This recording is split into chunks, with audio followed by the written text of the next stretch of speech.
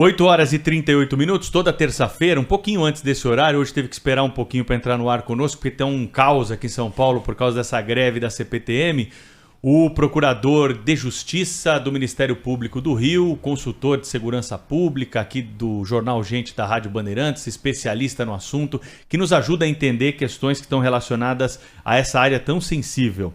Tudo bem, doutor Marcelo Rocha Monteiro? Como é que vai o senhor? Seja bem-vindo mais uma vez aqui à Rádio Bandeirantes. Bom dia, Pedro. Bom dia, Thaís. Bom dia, Cláudio Humberto. Eu não posso deixar de registrar a coincidência, porque eu estava acompanhando aí o noticiário de vocês, a cobertura sobre essa situação de caos, e eu ia ouvindo isso e ia lembrando, puxa, mas que falta faz um Ronald Reagan, eu lembrando do episódio dos controladores de voo, e aí entra o Cláudio Humberto e pá, fala exatamente disso, né? Faz uma liderança que bote esses malandros para fora e em benefício da população, porque a prioridade é a população, né? A população tá entregue. Eu vi as cenas aí, a situação é de caos. Né? É bem complicado mesmo. Transmissão de pensamento aqui. Muito bom dia, doutor Marcelo, bem-vindo. Bom dia. Hoje nós vamos falar sobre o controle do sistema prisional pelo crime organizado, né? Uma situação das mais sensíveis nessa área da segurança pública.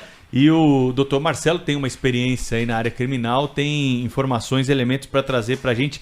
Existe algum medo em relação a esse controle, algum percentual que possa ser trazido aqui?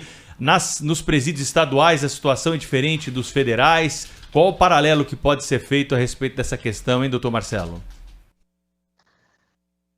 Nos presídios estaduais a situação é muito mais complicada, né? Na verdade, o Brasil trabalha basicamente com presídios estaduais. Os presídios federais representam um percentual muito pequeno, né?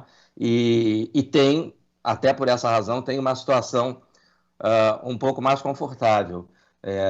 Nos estados, como no Rio de Janeiro, por exemplo, esse é um problema muito sério. Você tem um domínio das unidades prisionais por facções.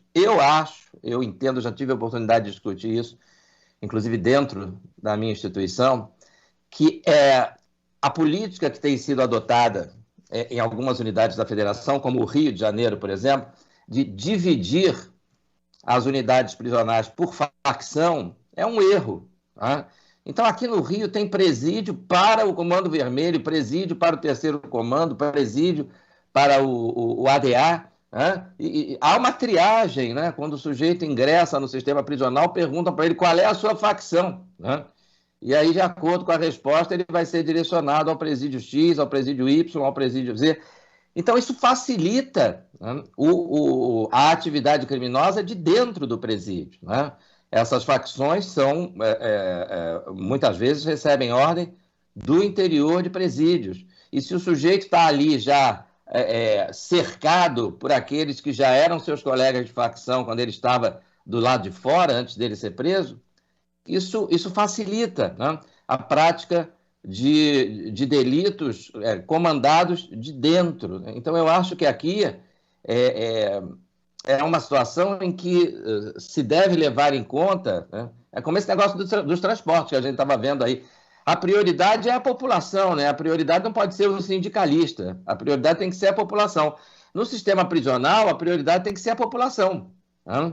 Então, mas se misturar a facção, pode ter episódios de violência dentro do presídio. Bom, cabe ao Estado impedir que isso aconteça. Né? No momento em que você agrupa os presos por facção, você facilita, né, que a partir de dentro do presídio sejam dadas ordens, comandos para a prática de novos delitos. Né?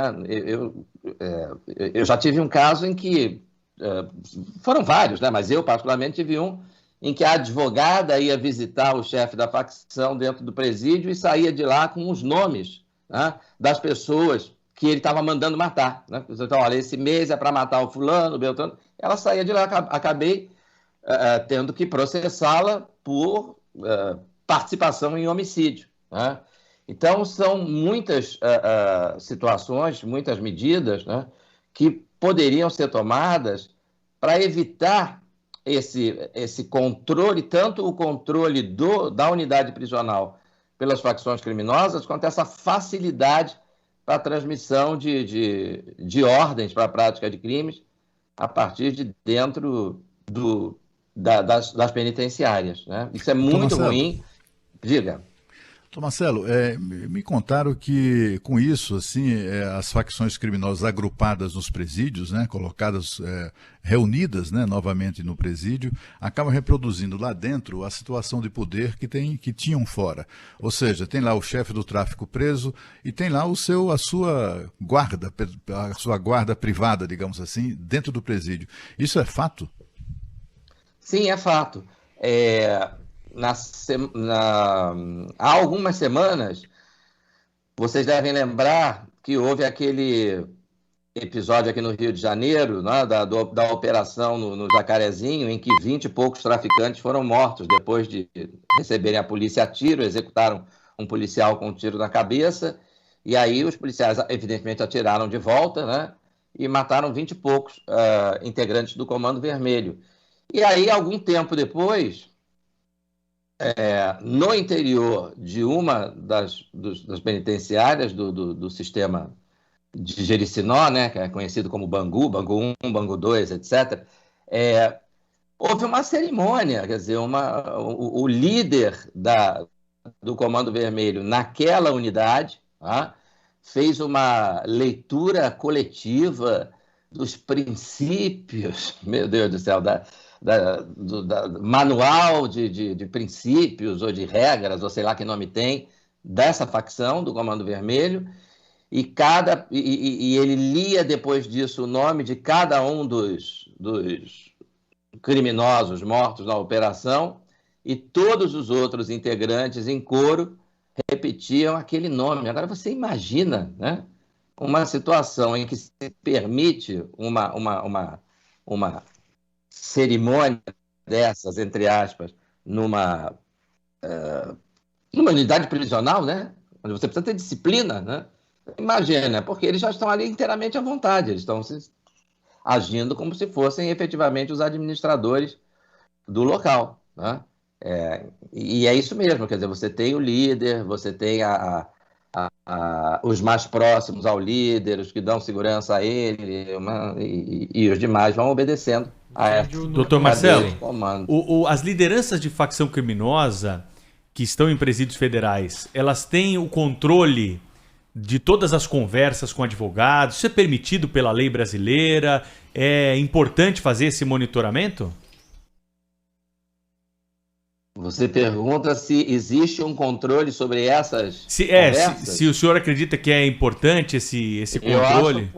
Eu acho fundamental, né? Eu acho que precisa haver esse controle. Em primeiro lugar, eu acho que o acesso a esses presos, né, de evidente periculosidade e poder de comando, tem que se dar através de uma janela de vidro, né, para que não possa haver contato físico. É o parlatório, né? É o parlatório? Exatamente. É o parlatório, né? Isso precisa ser utilizado para evitar esse contato, né? Agora, nós temos um outro problema no Brasil, que mesmo que você adote o parlatório como regra, tá? Você no Brasil tem a questão da visita íntima, tá? E aí, a visita íntima, o sujeito passa a ordem que ele quiser, a lista que ele quiser, a informação que ele quiser, porque é íntima, né? Então não vai ter ninguém ali. Então isso tem sido usado muito frequentemente, tá?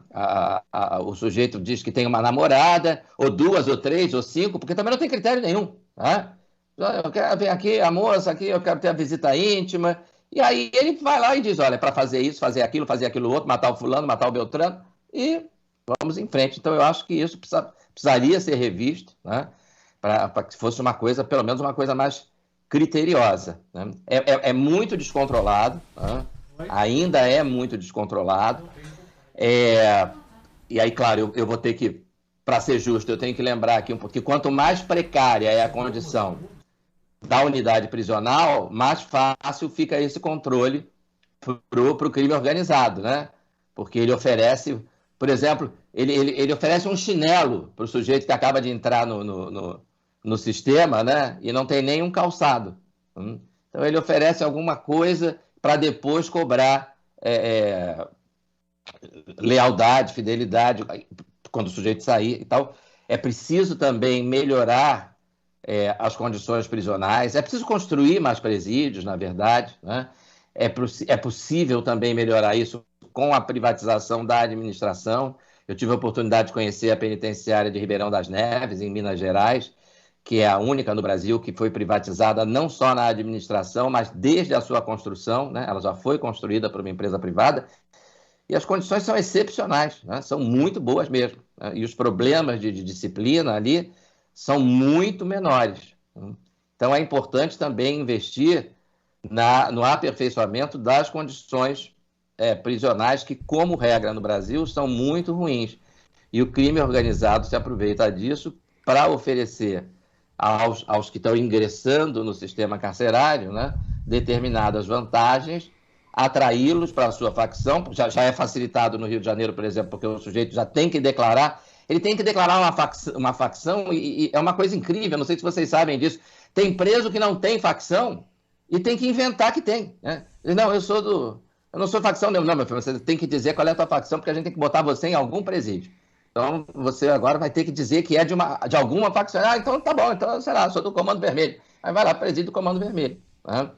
Onde às vezes ele é efetivamente aliciado, ele que na verdade não pertencia a facção alguma, né? E quando, então, pela lógica, né? Pela lógica, é claro que nós não somos especialistas, mas pela lógica o que deveria acontecer é o contrário, né? É exatamente pulverizar esse povo, né? É misturar todo mundo. Que história é essa, né? De o sujeito escolher para onde quer cumprir a sua pena?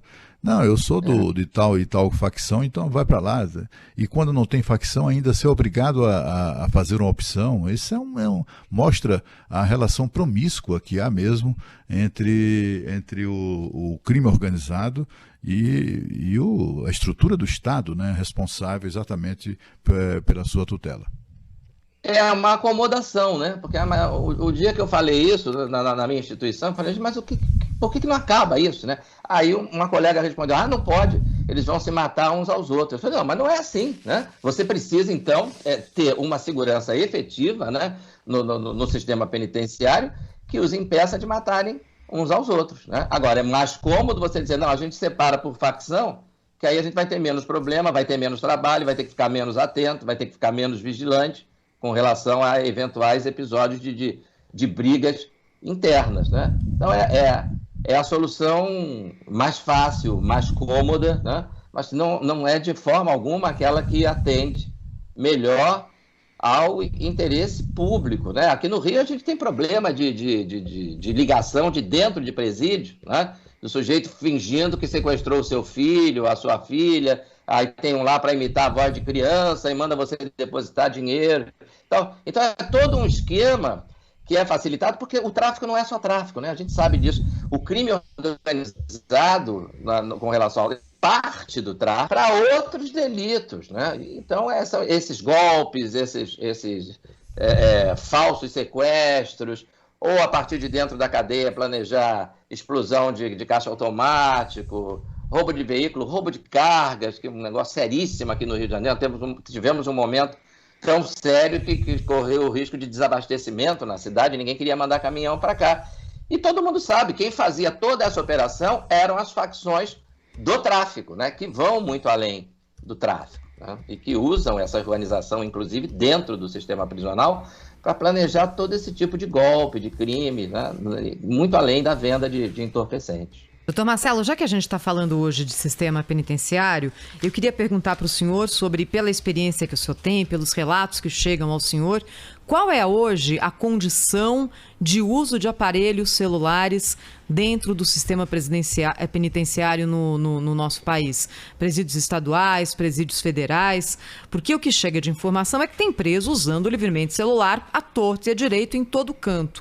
Alguém conseguiu resolver esse problema? O senhor conhece alguma experiência mais bem-sucedida? No Brasil a coisa é muito descontrolada. No Brasil, o sistema... Não, eu estou rindo porque uma vez uma colega minha foi para visitar uma penitenciária em Orlando, né? E perguntou eu ainda brinquei com ela, se eu estivesse do teu lado, eu dava um chute na sua canela, não deixava você fazer a pergunta. ela perguntou para o diretor, né? Como é que é o problema do celular aqui? Aí o diretor lá da penitenciária de Orlando ficou olhando para ela, tentando entender a pergunta, né? Como é o problema do celular aqui? Aí ele puxa o celular do bolso e diz, não tem problema, olha, o meu pega bem aqui. Ela fala, não, o celular com preso. Ele, o quê? Celular com preso? Mas como celular com preso? Então eles nem imaginam que a gente possa ter uma situação dessa em que se permita o ingresso de um celular para um preso, né? Que é um negócio que não faz sentido nenhum, porque a ideia da prisão é de segregação, né? A segregação física do indivíduo atrás das grades, né, era efetiva antigamente, né, quando você não tinha. Hoje você pode estar segregado dentro da sua casa, né, segregado fisicamente, e estar em contato com o mundo todo, se você tiver um aparelho de celular nas mãos. É isso que acontece com o preso. Não adianta segregá-lo fisicamente, se ele com um aparelho de celular nas mãos, ele dá ordem de execução, como eu já ouvi inúmeras vezes, né? Execução comandada por uma liderança de execução mesmo, né? Matar uma pessoa, né? Seja matar um rival, seja matar um sujeito que for devendo para o tráfico, seja matar, como eu já vi, algum ladrão que praticou assalto na área do tráfico e está prejudicando o movimento, né? Então, com o celular na mão, ele faz tudo, ele organiza golpes, né? Ele organiza novas operações de compra de armas ou do que for. Então, não faz sentido, ele não está segregado, né?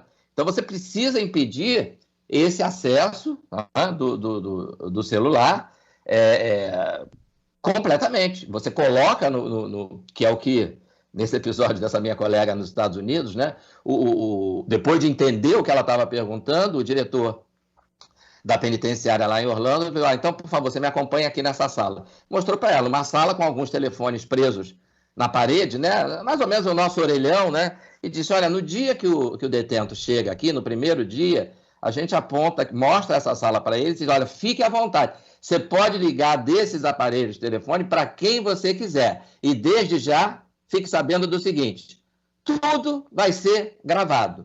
Tudo que você disser vai ser gravado. Então, você já está avisado, você fala o que quiser por sua conta, né? Então, é isso. Então, existe um controle, porque senão não tem segregação, né? Não tem a ideia de segregação, se esvai completamente, na medida em que você permite que aquele sujeito, mesmo preso, continue a participar ativamente da prática de crimes, né? Da vida criminosa. Então, é isso, né? É essa que seria a maneira de resolver, quer dizer, você impedir de forma efetiva, né? E também não tem negócio de bloqueador, não. Né? Não tem negócio de bloqueador lá. Né? O que não tem é celular na mão de preso. Né? O celular do diretor da penitenciária funciona bem, não tem bloqueador de sinal. Né? O que não tem é celular na mão de preso. Então, o que precisa é, quando você detectar que houve propina, porque é isso, né? É propina, é corrupção. Né? Que alguém do sistema penitenciário, algum funcionário do sistema penitenciário está recebendo uma vantagem, alguma propina, alguma coisa para facilitar isso, né? Esse sujeito tem que ser não só demitido, como tem que ser preso, né? Tem que ser punido exemplarmente para que isso não aconteça.